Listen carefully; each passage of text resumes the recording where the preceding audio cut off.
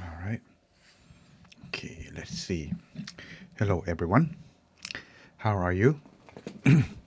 Have you been practicing meditation regularly? And welcome to Inner Peace Sunday, a regular time for our inner peace and starting your new week with meditation.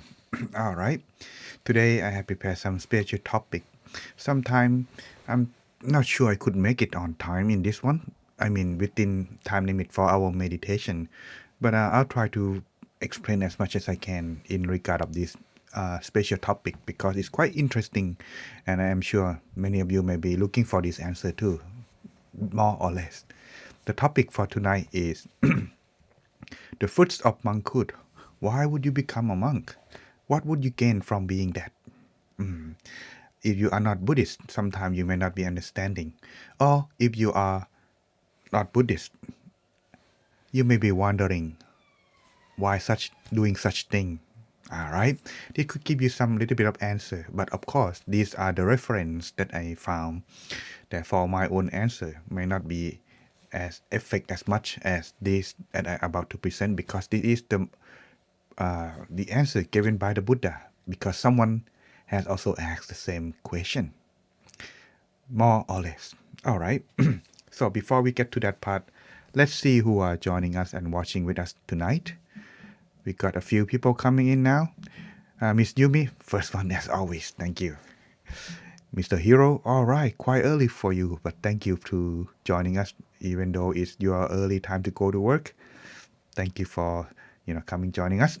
And Miss Helen, thank you for coming, even though your afternoon. Well, taking a break, come join meditation with me. Thank you so much. Miss Claudia from Rio de Janeiro. Wow, thank you for joining us from South America. Let's see who else. Miss Kathleen, thank you for joining. All right. So let's get to our story, not topic for tonight then. All right. The fruits of monkhood. Before we get to that part, I have to sell my stuff. So as always, let's get to that part quick. Yes, if you are new and have not followed my Facebook page yet, and you're watching this right now, I suggest if you like it, try follow and like our page so that way you can get notification and updates new about what is going on in our community and live broadcasting meditation. In case if you are unable to to get join us on live, but you prefer to do it at your own convenient time, another channel is YouTube, but it could be after live because live is live, and I don't have a means to do both Facebook and YouTube at the same time. And honestly, for my opinion, internet in UK not part to Thailand. Thailand's better. Sadly, but it's the truth. Anyway, therefore, could not do such high speed two broadcasts at the same time, and I don't have such technology or investment to do such thing either. Anyway, if you are interested, don't forget to subscribe, like, and share on my channel, free of charge. And of course, I don't get any money out of this. Besides, I'm enjoy doing it with you. And those of you who are interested to watch later, this could be a good time for you too. A good thing for you to check out. Okay. And this is my currently live broadcasting online. Sunday at this time, since you just see me now, and Monday and Wednesday at 30 p.m. A little bit later, but on same Facebook, and as well available on YouTube right after. Sometimes even forget will be the next day, depend, All right, Saturday will be on Zoom, but depend on teaching monk. Sometimes I teach, sometimes I don't, but there are other teaching monk taking turns. So therefore you can enjoy learning Buddhist wisdom and meditation. These are suitable for the second time or third time. And besides, there are some material that you interest. Saturday is also good interest if you interest. Good things for you to learn. All right. So let's begin to our fruit of monkhood. First of all, I just like to tell you my reference. This is the book that written by our master, the wise abbot, who is also known as the Dhamma master.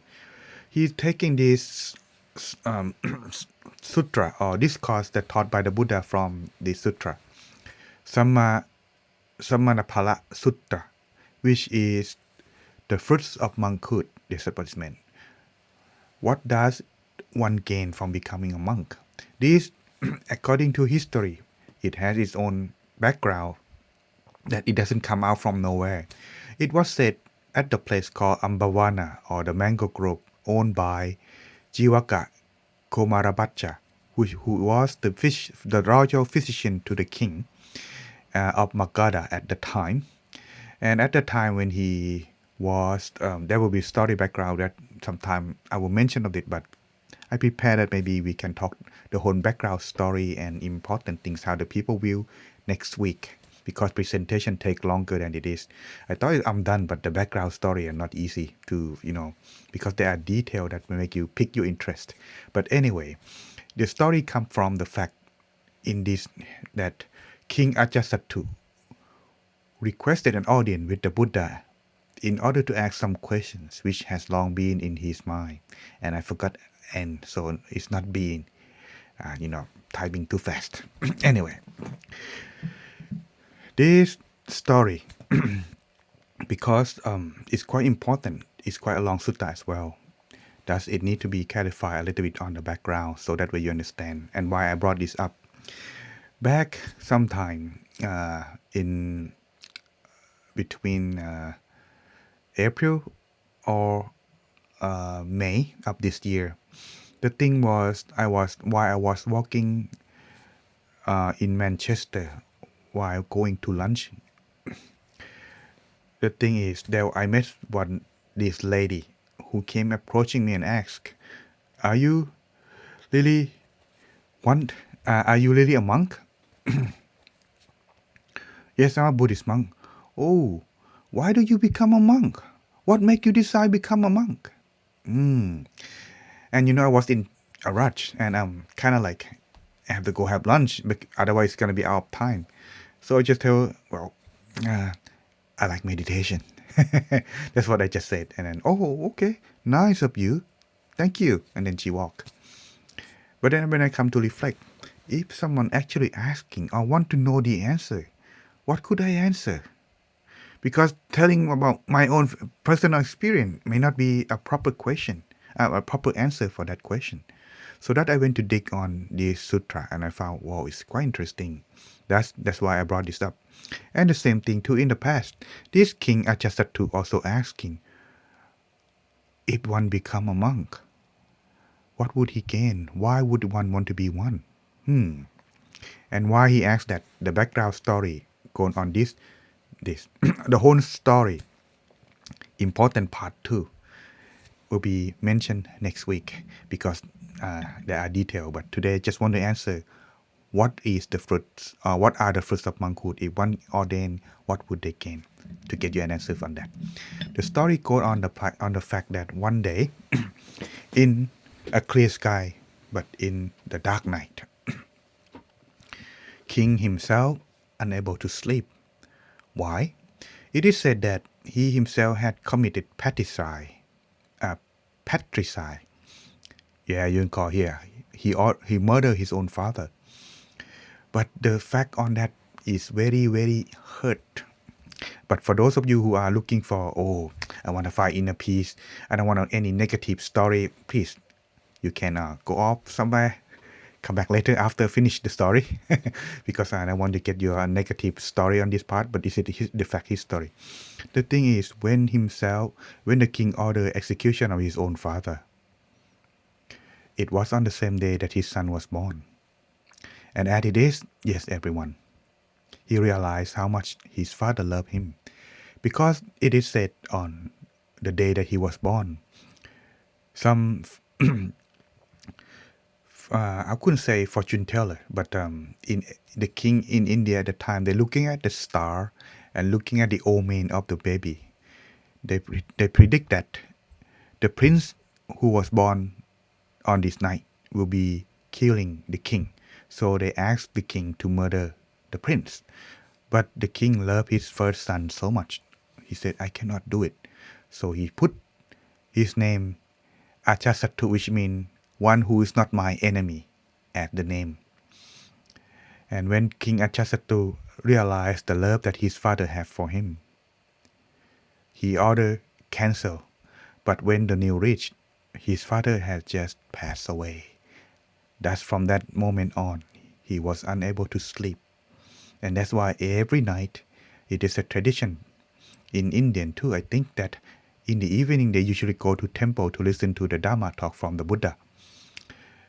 Also, other religion too, but depend. But this time, the king himself was not there to face the Buddha. Why? Background story will be mentioned later. But anyway, when he met the Buddha, let's cut it short. He asked the Buddha, this the question in his mind that he asking. What are the benefit or immediate visible point of ordaining as a monk or becoming as an ascetic?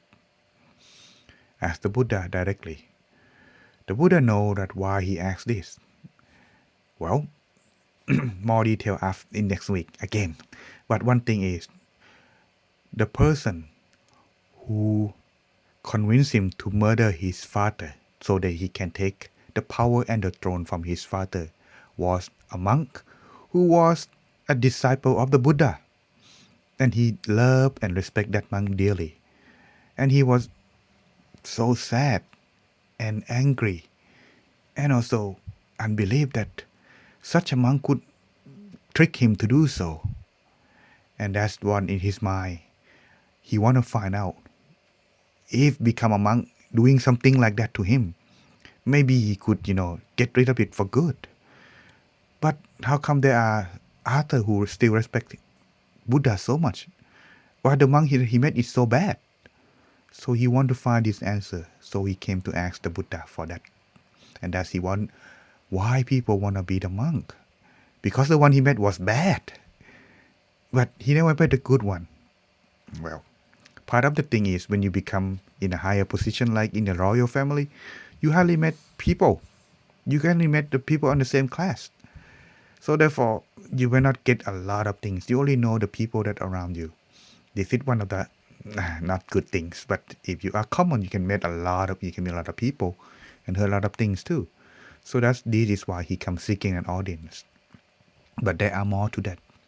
But please wait for next week, okay? All right. So what did the Buddha answer to this question? Cut short and straight. Well, the Buddha explained that in becoming a monk, one gain these three benefits, and there are three levels. First of all, the benefits of becoming a monk is elevating one's former status to the status of one worthy of respect. In other words, in Buddhism society and also culture, as well as the Eastern, Southeastern Asia culture, people are not equal, especially not right now. In the past, in India at the time. Okay, let's talk about the time and in the past at the time. The people at the time they practice what is called the caste system. I think you may have heard of that, which also I mentioned sometime before too. But the thing on that part is, when it's mentioned about that, sometimes you may not pay attention. But these castes, they do not respect one who doesn't have got a lower status than them. As it is, when become a monk, how can they gain respect from every caste? This is against the tradition of what they normally practice. But why so? Because they believe that such a person are very holy and worthy of their respect. That's why which caste doesn't matter where you're from, whether you are from the lower caste or higher caste. But when you become a monk, you gain praise and respect by all. This is something that is benefit. And when you gain respect, well, you gain trust and things, a lot of things more. But not because of this alone though, but this is only the first benefit. To get to understand on this caste system, let's take a look at this diagram. All right. The diagram that is showing here is the Indian caste system at the time when the Buddha was still alive. It still exists in fact, but even though the law in India said that there are no longer caste practice, but the culture and tradition cannot be erased because it's practiced been a long time. And yes, even though it doesn't say on the law, it still did practice. Anyway, and it's very, very deep to the root of their mind. The highest one is called the Brahmins caste. These are the people usually who priest or monk, and they are the academic class who are very wise and wisdom about the way that they're learning in their society. Aside from this caste is Kshatriya, which is the rulers, administrator, or warriors. I may not pronounce correctly, but I think you get the point of what I'm saying. These are kind of like the king and warrior. As you can see here, even though the king himself, if he born in this Kshatriya, he is not the Brahmin. That's Brahmin is higher. But as it is, they have to give respect because of the authority and power. Lower than that is Vachya. I'm not sure I can pronounce correctly. Please forgive me on that part. These are like a tradesman, a farmer, merchants, artisan. In other words, a businessman. And among of these castes, if you are born in any of these, you must do exactly what your caste do. Even though you are good at something, cannot. Let's say if you are born in a farmer, but you're not good at it, you want to be a warrior, cannot. You have to do what you are born. That's how it is. The lowest one is called Shudras. These are the labor caste. The labor caste. They are kind of do all general work, you know. But those who are outcast, not belong to any of these caste, they call Dalits.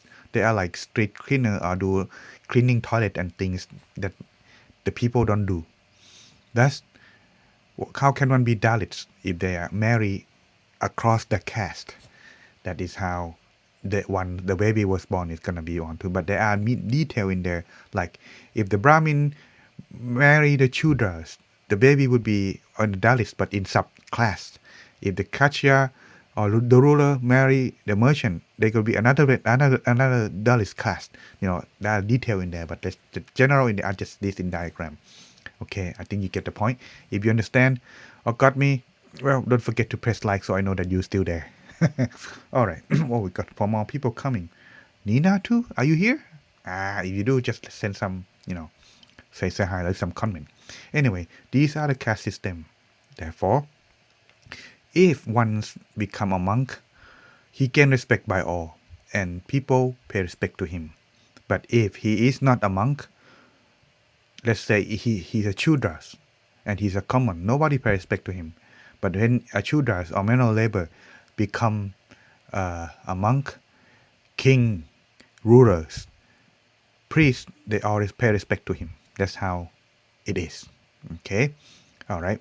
So as it is, this is the first benefit. But for the second one, as one trains his mind through the meditation, what he would gain is the attainment of meditation states at different levels, such as the first absorption, second absorption, third absorption, and fourth absorption, all of which make the mind more stable, joyful, and peaceful.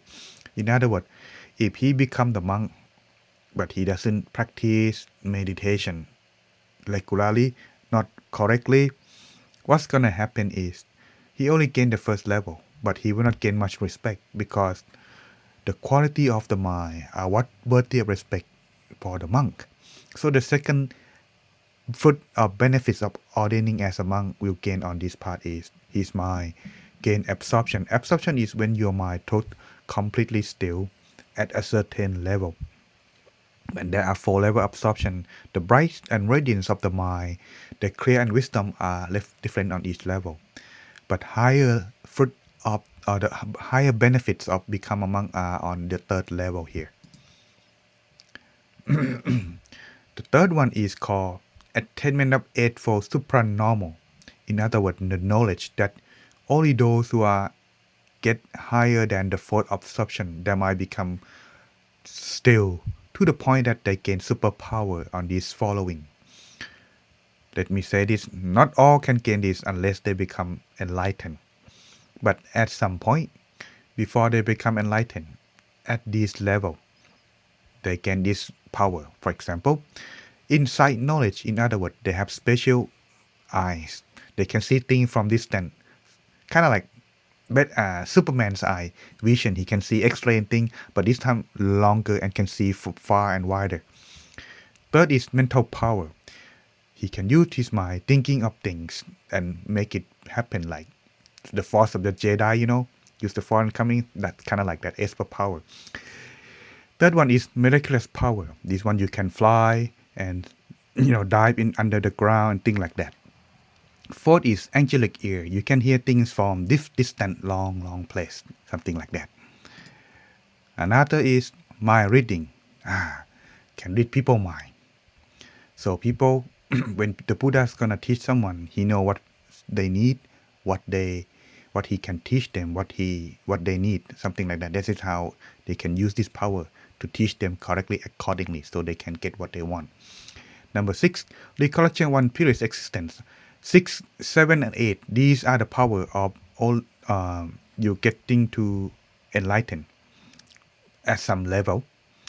3.6 is allow one who get to this level will be able to see his own previous existence. In other words, recollection of his own previous past life. 7. Not only he can see himself, but he can see the others. When he see, looking at the face, he can know right away what has he done, what he did before, what he thinking. But the base of all is the knowledge of an ending of defilements. In other words, if one gain this knowledge, 3.8, one become enlightened one, like the Buddha. Okay, but they have not much power like the Buddha, but at least they are able to free themselves from the cycle of rebirth. No more rebirth at all. Understand this path. These are the fruits of existence. The benefit of Buddha. These are the fruits of monkhood, or the benefits of one's become ordaining as a monk. And these are the things that making King Ajatasattu realize that, if one is a good monk, he can do such thing. But when he recall of his own teachers who tricked him to murder his own father, he could not go this far. The most he can go to is only 3.3 miraculous power, can transform himself into different shape and things. That's all. But they are higher, and his mind more pure and more respect.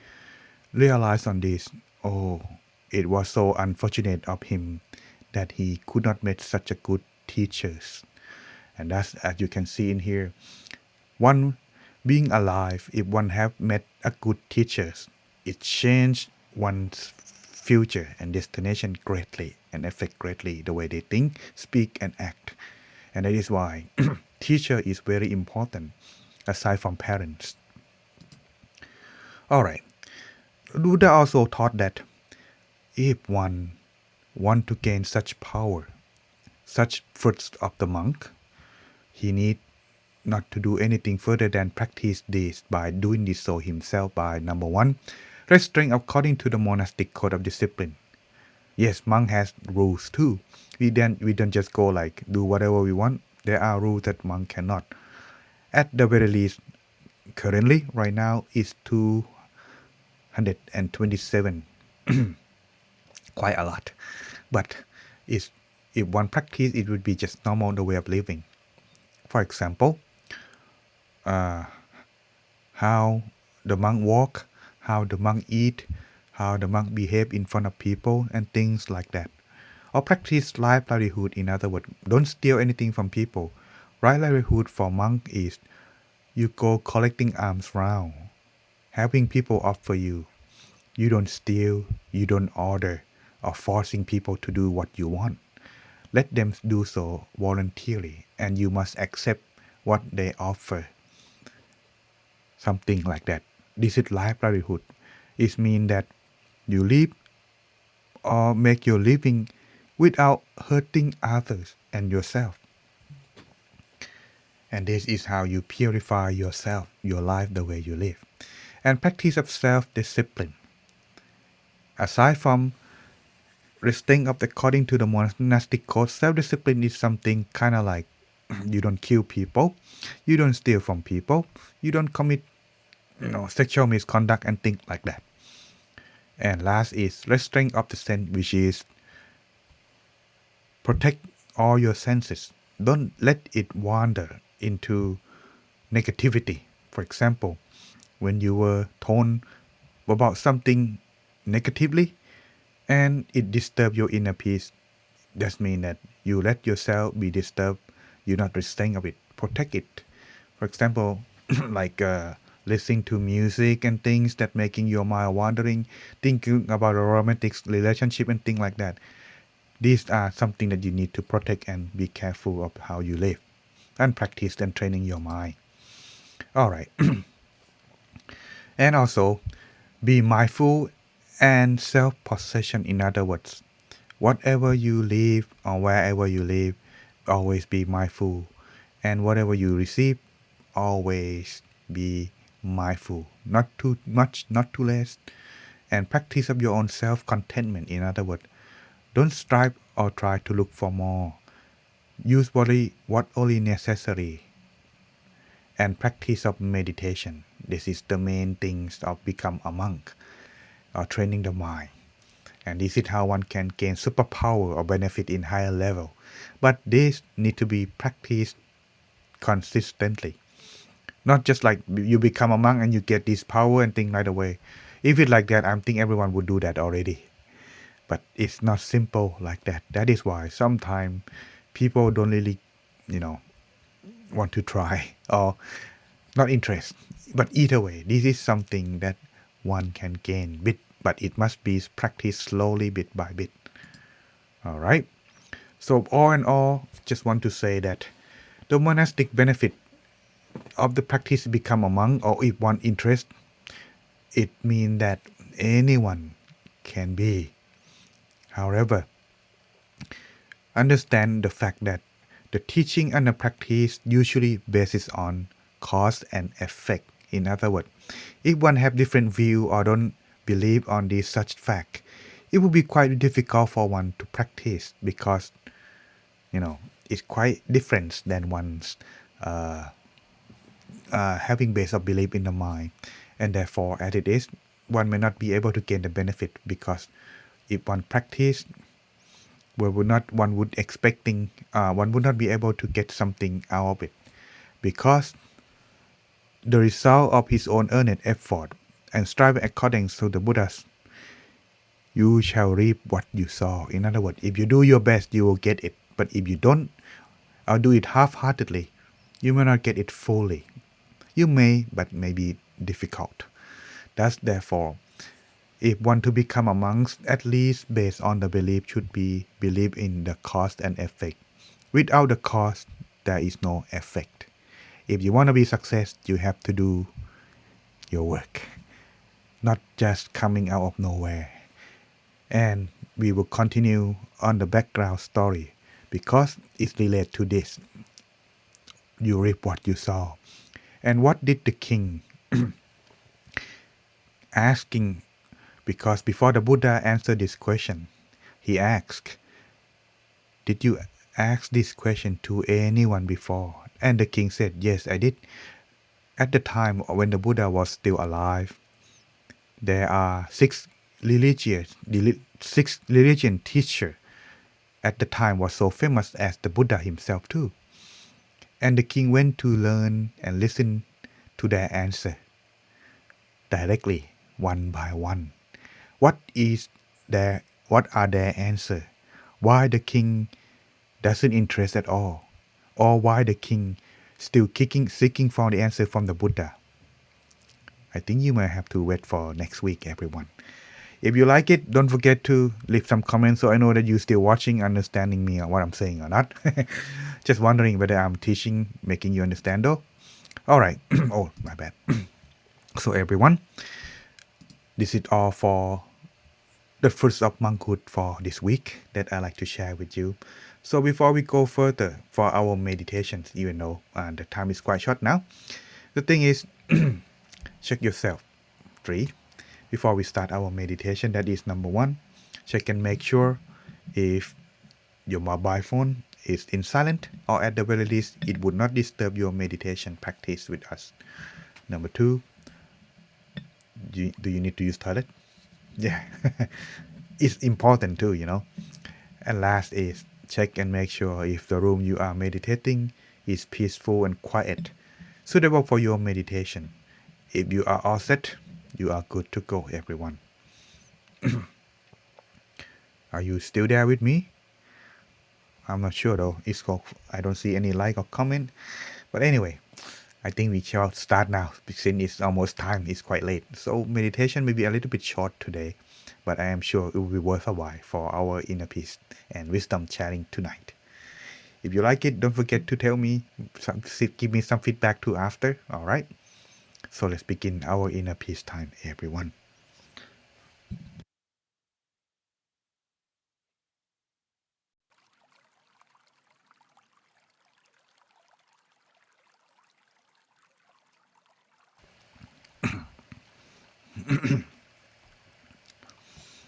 Right.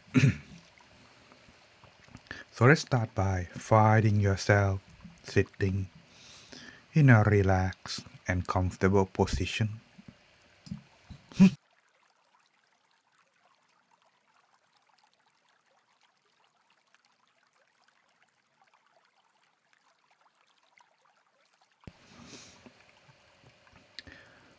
Gently close your eyes, feeling as if you are about to rest or fall asleep.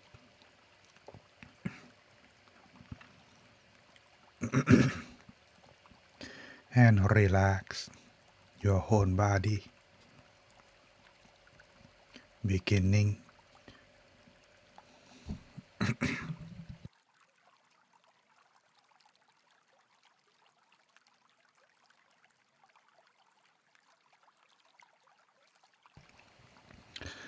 starting from the top of your head. Relax down to forehead, eyebrows, and eyelids,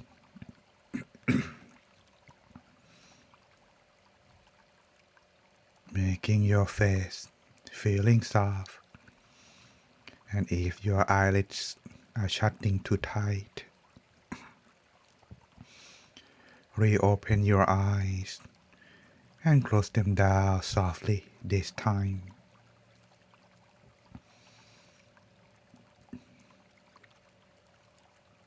No need to rush or forcing yourself.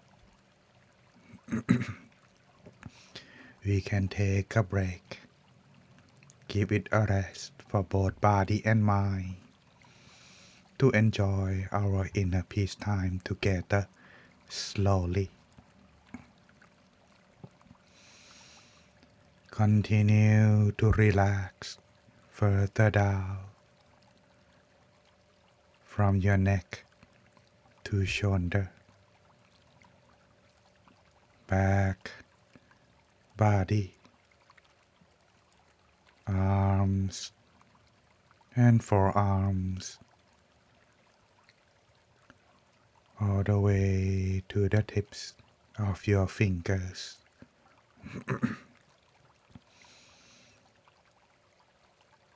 And continue to relax further from your hip to your legs and knees, down to the tips of your toes.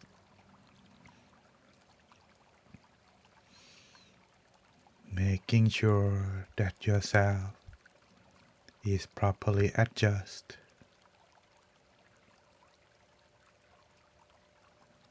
You would feel that you are content.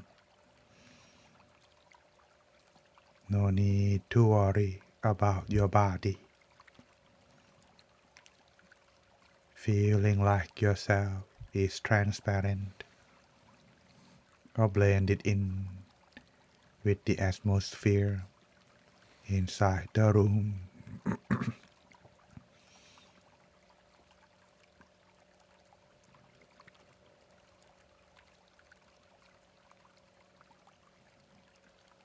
Then take a deep breath. Slowly breathing out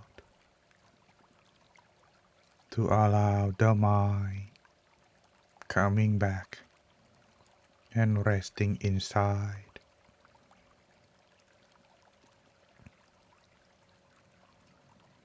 Allow the mind to stay around your abdomen or any point that you like or familiar, and stay to observe by use your feeling, being aware of yourself sitting at this moment while stay relaxed. As you continue, if you are content, stay there and maintain your balance, the balance of your mindfulness and the relaxation. You would feel of yourself expand, light, empty, feeling like you could float or fly in the air. So maintain that feeling on and on. But sometime along the way, there could be distraction. In case your mind is wandering outside your body, allow your mind coming back gently by lightly. Imagine the sun shining inside, the cooling sun,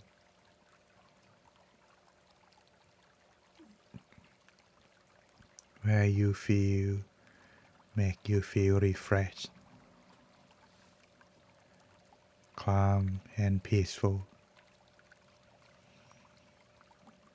Observe peacefully. No need to rush or do anything, and making yourself become like an observer, a very good one.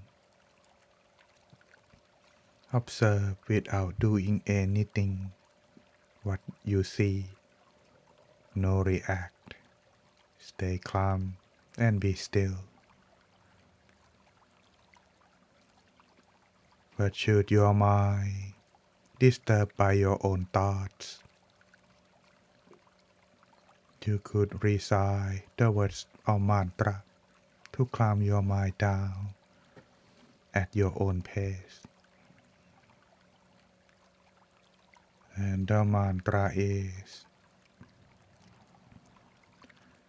Samma Arahang.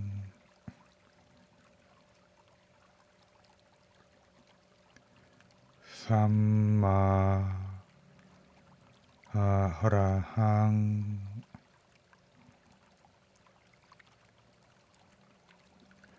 Samma Arahang.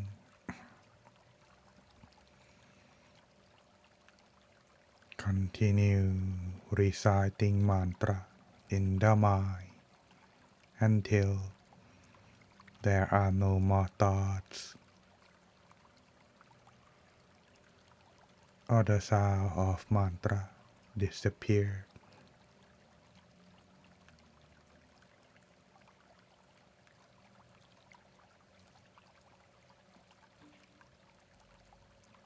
Let us continue finding ourselves inner peace together in silence for a little while until the appropriate time.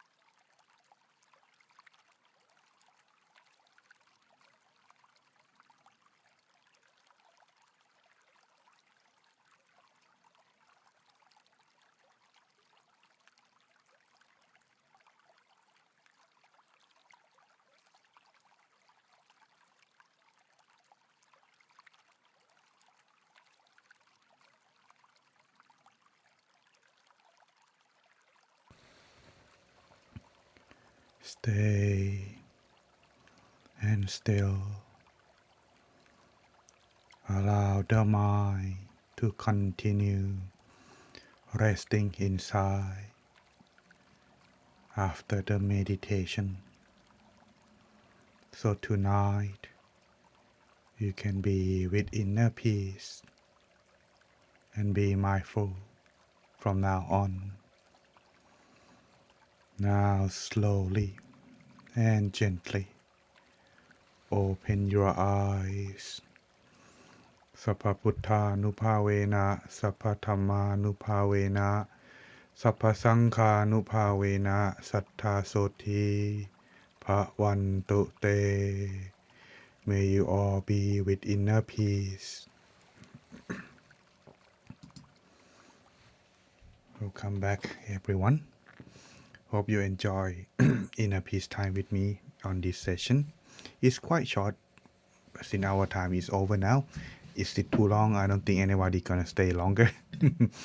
So we will continue with the background story, the fruit of monkhood, and why does it need to be clarified, because it will make you understand more on the background, the basic why people choose to practice and ordain, and as well as the background of the King Ajatasattu, who has a very drastic and sad story.